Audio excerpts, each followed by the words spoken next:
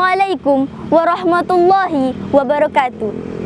Alhamdulillah, alhamdulillahi rabbil alamin. Wassalatu wassalamu ala asrafil anbiya'i wa mursalin Sayyidina Muhammadin wa ala alihi wa sahbihi ajma'in. Amma ba'd. Puji syukur kita panjatkan kehadirat Allah Subhanahu wa ta'ala, karena atas rahmat dan karunia-Nya kita masih dapat bertemu dan menjalankan puasa di bulan suci Ramadan ini. Salawat serta salam tak lupa kita haturkan kepada baginda kita, Nabi besar Nabi Muhammad sallallahu alaihi wasallam. Semoga di akhirat kelak kita bisa mendapatkan syafaatnya. Amin amin ya rabbal alamin. Jamaah, oh jamaah, saat ini izinkan saya menyampaikan sedikit ilmu kepada kita semua, yaitu jangan menyepelekan bulan Ramadan. Seperti yang kita ketahui bersama, bulan Ramadan adalah bulan luar biasa yang di dalamnya terdapat beribu-ribu kebaikan, rahmat, serta pengampunan dari Allah Subhanahu wa ta'ala. Maka seharusnya hal ini kita dapat manfaatkan semaksimal mungkin. Kita jadikan sebagai sarana ibadah, memohon pengampunan dari Allah Subhanahu wa ta'ala. Tetapi kini, jangankan pengampunan, masih banyak orang yang melakukan perbuatan dosa, melakukan maksiat secara terang-terangan dan dalam keadaan sadar. Masih banyak orang yang suka bergibah, berbohong, berzina, berkata kasar, bahkan sholat pun sering lalai. Biarlah, yang penting saya puasa. Tapi apalah artinya puasa jika tidak diisi oleh amal-amal kebaikan, amal-amal soleh? Maka sesungguhnya merugilah orang-orang tersebut. Tidak ada yang ia dapatkan kecuali rasa lapar dan juga rasa haus. Oh, ada satu yang ia dapatkan, dosa. Dosa yang dilipat gandakan.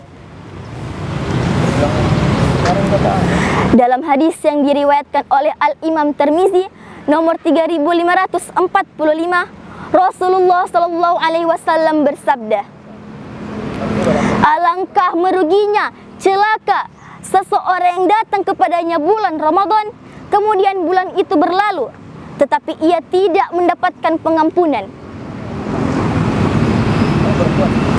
Para jamaah yang dirahmati oleh Allah Subhanahu wa ta'ala, di bulan Ramadan ini seharusnya kita buat berbeda daripada bulan-bulan sebelumnya.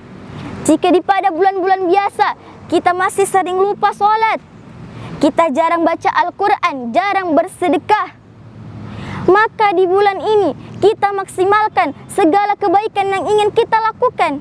Apa itu? Sholat jangan sampai lupa, sering baca Al-Quran, tadarus. Apalagi di bulan Ramadan, usahakan tamat 30 juz.